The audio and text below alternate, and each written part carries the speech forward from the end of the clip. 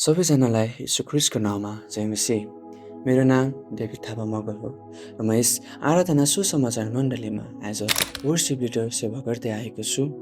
र आज म तपाईँहरूको बिचमा किन आएको छु भने आज हामी परमेश्वरको वचनबाट हामी केही कुराहरू हेर्नेछौँ। र यदि तपाईँहरूसँग समय छ भने आउनुहोस् हामी आजको वचनलाई ढिला नगरिकन हामी सुरु गर्नेछौँ। आज हामी भजन सङ्ग्रहको पुस्तक 27को 14बाट हामी हेर्नेछौँ। र यहाँनिर यसरी लेखेको छ, परमप्रभुको प्रतीक्षा गर, बलियो हो र तिम्रो हृदय साहसिलो होस् र परमप्रभुकै प्रतीक्षा गर। आमेन।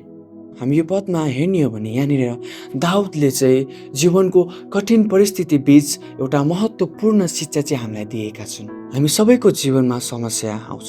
हामी मानिसहरूको जीवनमा सबैको जीवनमा समस्याहरू आउँछ। हामीलाई धेरै कुराहरू चाहिएको हुन्छ हाम्रो जीवनमा।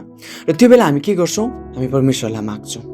परमेश्वरलाई हामी प्रार्थना गर्छौँ, परमेश्वर मलाई यो दिनुहोस्, परमेश्वर मेरो जीवनमा यस्तो भयो, परमेश्वर मेरो जीवनमा यस्तो भयो, परमेश्वर मलाई यो दिनुहोस्, त्यो दिनुहोस् भनेर हामी माग्छौँ। तर हामी मानिसहरू कस्तो छौँ भने जब हामी प्रार्थना गर्छौँ अनि हामी के चाहन्छौँ भने हामीले प्रार्थना गर्ने बित्तिकै हाम्रो सामु झट्टै आइदियोस्।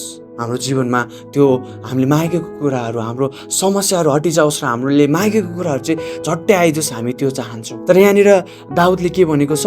परमप्रभुको प्रतीक्षा गर। हामीले चाहिँ परमप्रभुको प्रतीक्षा गर्नुपर्दछ प्रियहरू। यसैया 40को 31मा यसरी लेखेको छ, तर परमप्रभुको आशा गर्नेहरूले नयाँ बल पाउनेछन्। जब हामी केही कुरा माग्छौँ, जब हाम्रो समस्या हामी परमेश्वरलाई भन्छौँ, यदि हामीले प्रतीक्षा उहाँलाई हामीले पर्ख्यौँ भने चाहिँ उहाँले हामीलाई शक्ति दिनुहुनेछ। यहाँनिर के भनेको छ?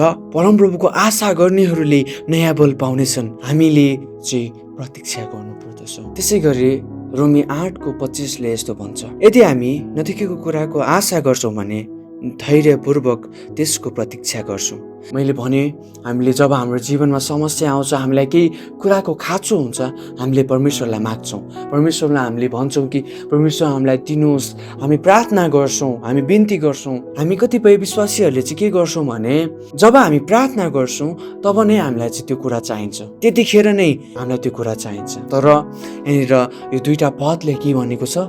परमप्रभुको प्रतीक्षा गर। यदि हामीले प्रतीक्षा गर्यौँ भने परमेश्वरले आफ्नो समयमा, उहाँको समयमा चाहिँ सबै कुरा पुरा गरिदिनुहुनेछ। परमेश्वरमा विश्वास राखेर, परमेश्वरमा अटल रहेर उहाँलाई शङ्का गर्ने होइन, ला परमेश्वरले मेरो बिन्ती सुन्नु भएन, मेरो प्रार्थना सुन्नु भएन, ला परमेश्वरले मैले भनेको कुरा दिनु भएन भनेर हामी आत्तिने होइन।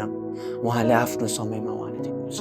र यी पदहरू आज मैले भनेको छु, यी पदहरूलाई तपाईँहरूले नोट गर्नुहोस्, लेख्नुहोस् र पढ्नुहोस्। उहाँले आफ्नो समयमा हामी सबैलाई दिनुहुनेछ। सबैलाई परमेश्वरले प्रशस्त आशिष दिनुभएको होस्। जय मसीह।